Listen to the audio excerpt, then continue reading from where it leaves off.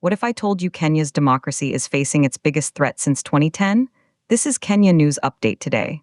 Coming up, you'll discover the explosive warning from a former Chief Justice about a secret plot to extend presidential power and why every Kenyan should be on high alert. Meet David Maraga, the man who defended the Constitution, the judge who stood firm. On Monday, December 29, he broke his silence with a blistering warning that's shaking the foundations of Kenya Kwanzaa. He says the referendum talk isn't about development, it's a calculated move to extend President William Ruto's time in office. But here's the twist. This isn't just political noise. Maraga calls it a direct assault on the sovereignty of the Kenyan people, a dangerous game he's seen play out across the continent. The term limit isn't a suggestion. It's the fundamental pillar designed to prevent life presidencies. And here's what nobody's talking about: the administration's strategy. Political analysts call it a balloon test. They float the idea through fringe lawmakers to gauge public appetite while maintaining plausible deniability.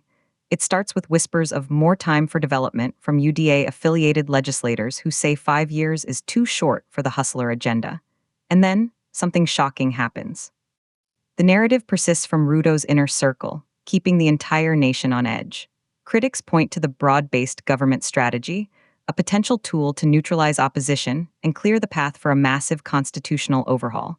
But Maraga warns this testing of waters follows a familiar, dangerous script. We've seen it before. It ends with the erosion of the rule of law. The retired CJ, whose name is synonymous with the 2010 Constitution, says any move to tinker with the two-term limit, whether through parliament or a stage-managed referendum, cannot be done through a back door. It requires a referendum where Kenyans, not politicians, have the final say. And here's the part that will blow your mind. Maraga is positioning himself as the ultimate guardian. At a time when he's increasingly seen as a potential 2027 presidential wildcard, having declared he will not bow to pressure regarding his own bid, his vocal defense transforms him from retired judge to political player. He says Kenyans are tired of being treated like spectators.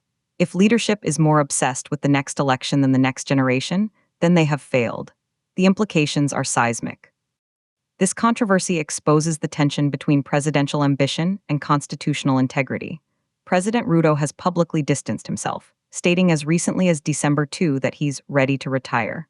But the persistence of the narrative creates a cloud of suspicion. Some see a calculated power grab, others view it as necessary continuity.